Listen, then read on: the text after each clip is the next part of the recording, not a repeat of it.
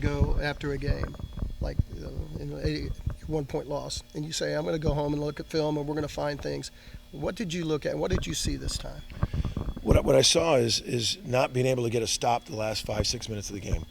Our defense needs to be way better in the last 5-6 minutes of the game. You got to get stops. You not necessarily have to score every possession, but if you got a 7-point lead or a 9-point lead, you got to get a majority of stops.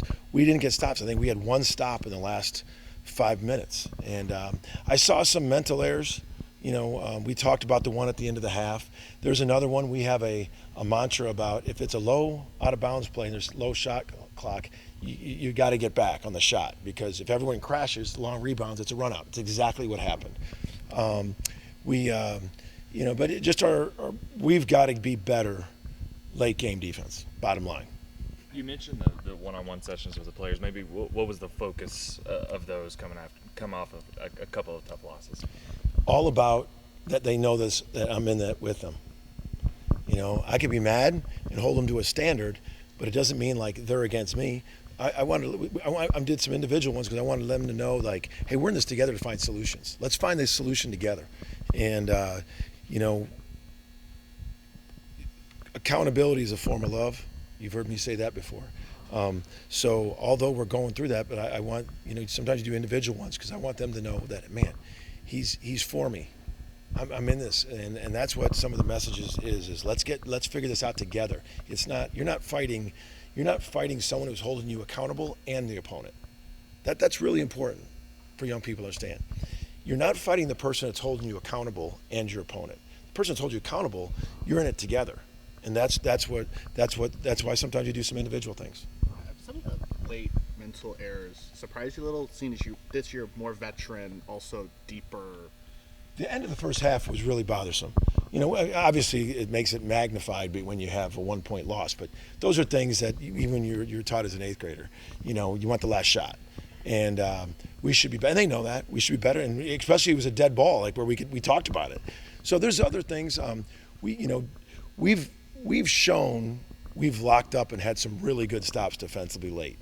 We've had a bunch of games where we crawled back in or held our lead because we got stops. You can't have multiple lapses defensively the last 5 minutes of the game. You can't. You got to be on it. Your checkoffs, everything has got to be on it. You can't. So we really talked about that the last 48 hours.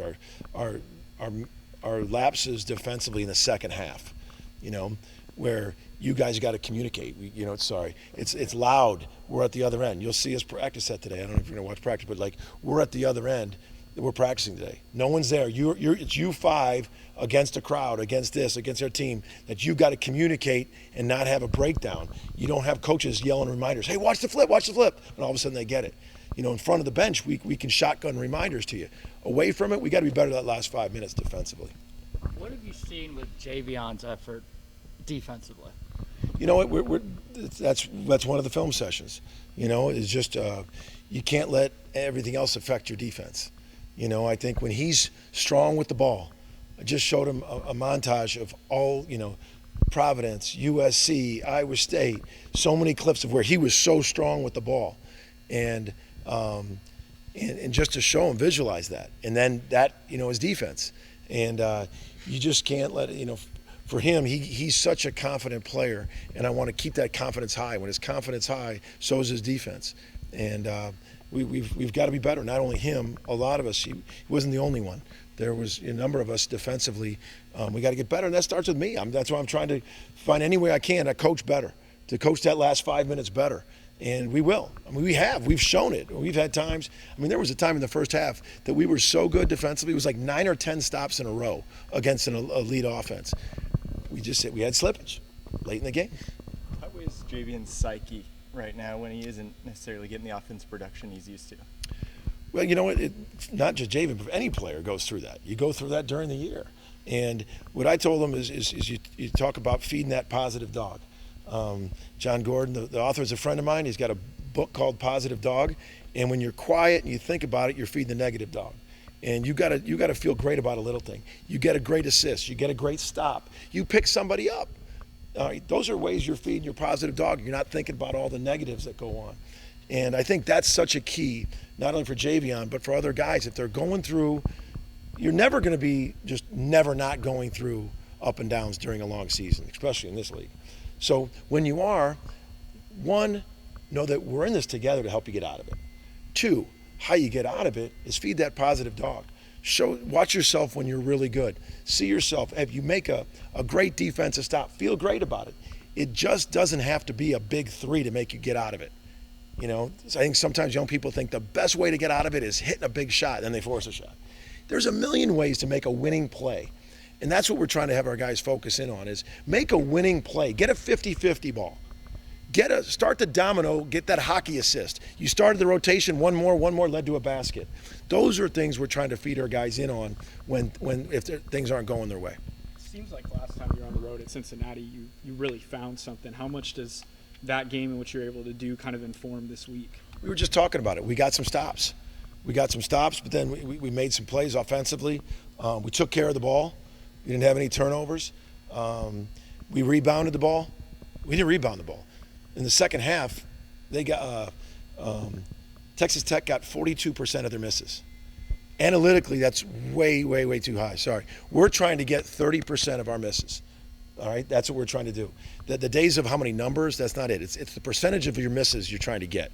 We're trying to get every game 30% of our misses. And you're trying to give up like less than 25 or 28. 42% of Texas Tech misses they got back. Unacceptable. Not good enough. We got to and we've been rebounding. We got out rebounded in the second half.